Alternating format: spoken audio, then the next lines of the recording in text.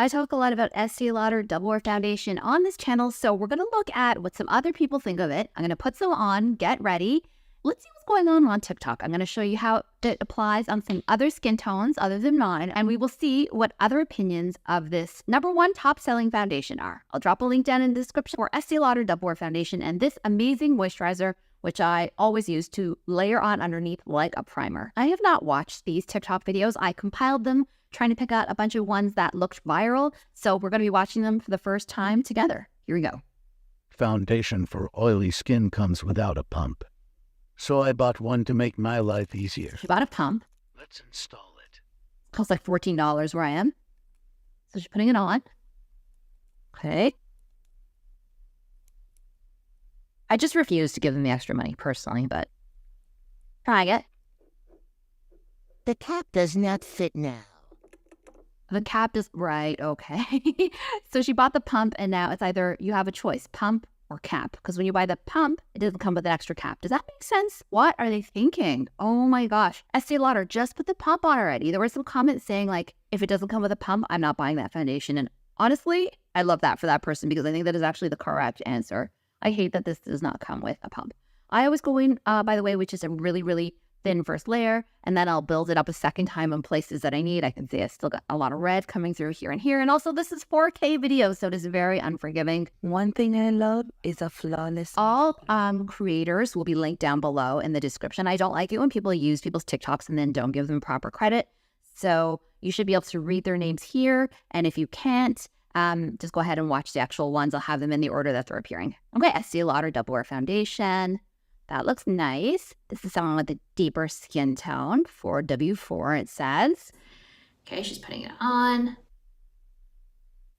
There we go. How come there's no sound? Oh gosh, I gotta unmute. I'm wearing the shade FN4. Oh, she's talking through it. I missed half of what she It's said. oil-free and it's heat and waterproof.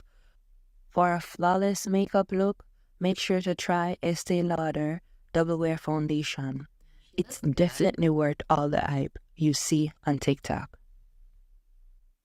Beautiful like match for her skin. They have 55 shades, and I know that I've said that here before, but 55 shades, a lot of different shades. So I think this is a pretty safe blind buy if you need a really long wear kind of mattifying foundation and you're quite oily. Pretty sure you can purchase this. Look lovely, lovely on her. I have like nothing left. I actually have to repurchase that. Like, I don't know. Nothing in there. Yeah, I am officially on empty with this bottle, so I need to repurchase.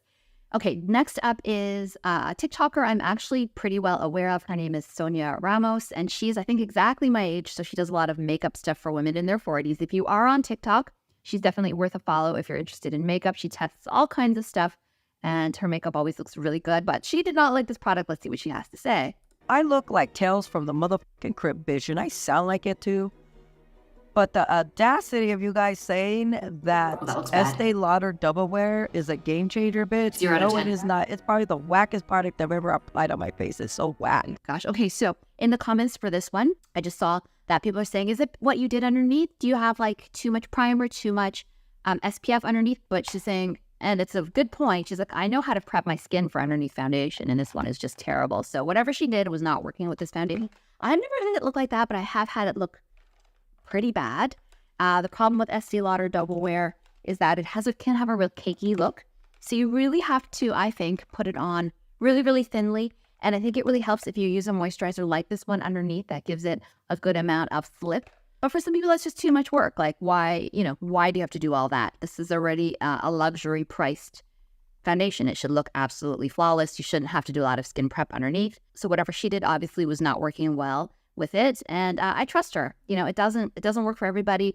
A lot of people don't like it. When I first bought it, I didn't like it that much. It took me a long time to figure out how to use it properly, and my top tips for that, I mean, I made a whole video about that, but my top tips for getting it to go on rather well and flawlessly, like you see other people wear it, is, well, you have to have a kind of you have to have a pretty high tolerance for an extremely matte look. If you don't, then perhaps this is not the one. You can get it to be dewy, though. You have to really hyper moisturize underneath or already have oily skin. I'm not sure that you should be layering a primer and a sunscreen underneath for the best look. But on the other hand, what the heck do I know? I mean, I'm just a makeup wearer. I'm barely even a makeup enthusiast. I just like wearing makeup. Nobody on YouTube ever tells you this, but when you're putting on like your normal makeup, it looks like you're wearing nothing when you put a video up. It looks like you haven't done a thing. I cannot only imagine what some of these YouTubers and beauty gurus look like when you actually see them. They must be garish because the amount you have to layer on to have a sort of bold look that appears on camera is so much. Okay, let's go on to another one. Literally years and years I've heard people rave about the Estée Lauder Double Wear Foundation, and would you believe I've only just tried it recently. With me having acne prone skin, I am super careful about what foundations I use, and I'm very picky about what foundations I like as well, but this has really shocked me. It's a matte foundation, so I didn't expect to love it as much as I do. As you all know, I've got dry skin, but I have got quite blemish prone acne Northern skin English as well, and it has been perfect. So obviously because I've got dry skin, I don't tend to normally go for a matte foundation, but like I said, this has really surprised me. As you can see, I've just taken the tiniest amount there, and it's given like a really nice medium coverage, but you can build it up to be a full coverage as well, just like that. And when I say that this does not budge, you will know if you tried it, it does not budge. Obviously with my skin type, it's so important to me that my foundation isn't contributing to any and then how I do my skin, and this is completely non-comedogenic. It's got no like drying alcohols in, and it's free of all You can have dry skin and acne, obviously. I never did, but synthetic fragrance as well. So I've found it hasn't made my skin flare up or be sensitive or anything like that. Obviously, as I mentioned earlier, it has got a soft matte finish to it, but as you can see here, it's still got a really nice luminosity to it. I like to prep using quite a thick moisturizer underneath just so that it really works in my skin type, but it looks stunning, as you can see, and it's also like super smooth as well. There's a before and then obviously an after. I feel like that just speaks for itself, really. Here's what it looks like with the rest of my base done, and I'm absolutely obsessed. It's flawless. It's a final moment of Okay, I'm just going to pause her there for a sec. She's saying it's got a soft matte. I would say normally yes, but not with the amount she put on. For me, I would expect a full matte look for that amount. Again, that's why I layer it really thinly. I just apply a few dots, work them in. I don't do the forehead. If you do a lot on your forehead, it will look cakey. And I like to apply with fingers. I find that helps to make it look more dewy if that's the look that you're after. If you want that matte look, of course, just layer it on like crazy. Okay, let's see what else she says. appreciation for the skin. The base is based in. I wasn't expecting that makeup look. Were you? That was different. I know that some of the UK girls and Northern English girls have a different makeup look. That was very stripy. And it's, that's a vibe, I guess. It's funny how this is like distinct UK versus like American makeup look. Like specifically what I'm talking about is if you saw here, and I'm going to back it up a little tiny bit. What really stood out to me that would be different would be just the height of the blush, and the sort of delineation of it is a lot stronger. And then the eyeshadow tends to be really strongly delineated. Everything is like very strongly delineated upwards. I made a mistake with my eyeliner edge because I'm extremely lazy to get up and go and get a Q-tip and some micellar water to take it off. I just used a bit more concealer to go over the spot that I made a bit of a mess. Okay, so this is about caramel swatches. So are you a white person that doesn't know how to do black people's makeup? Are you confused whenever a black person sits down in your chair and refers them somewhere else? Well, now you can learn how to do black people's makeup by following caramel swatches. You'll learn helpful hints such as black people come in multiple shades. Black people would like you to be able to do your job with them. Go to caramelswatches.com to find out more. Caramel Swatches is not responsible for the actual skills you exhibit.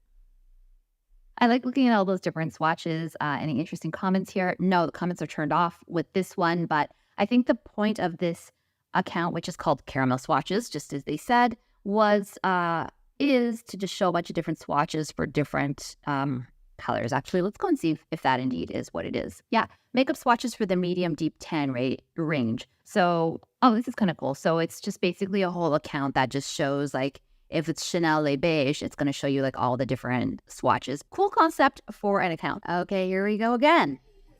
Let me put you on my favorite foundation ever.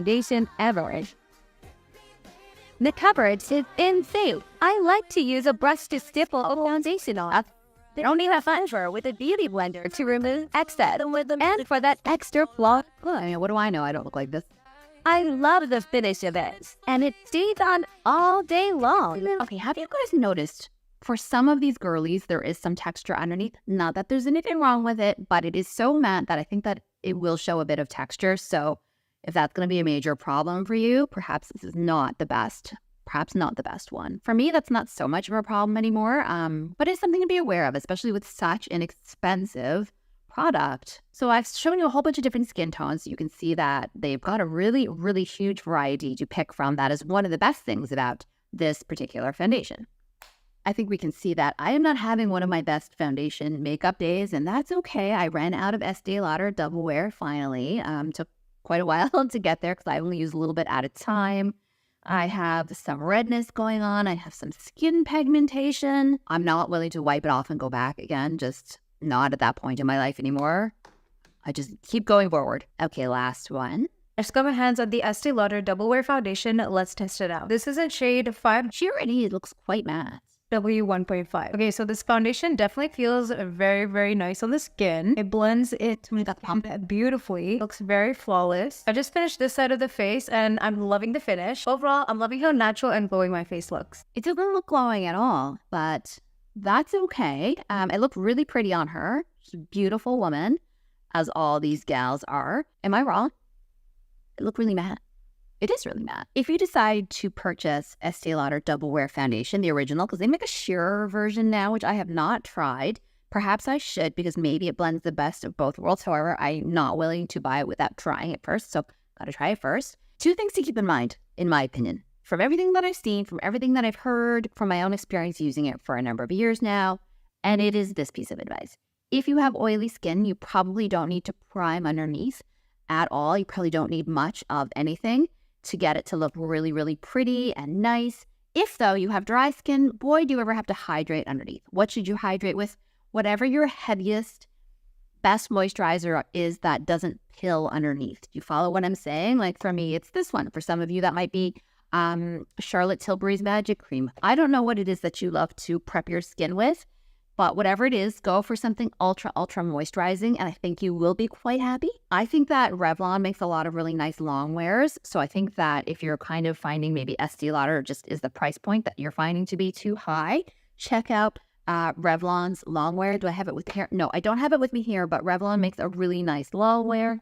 I think that is definitely more worth the money than Estée Lauder Double Wear, but Double Wear does have a place definitely in this sort of pantry of foundations. What it's really, really good at doing is holding up in really humid climates. You will find it probably unsurpassed by anything.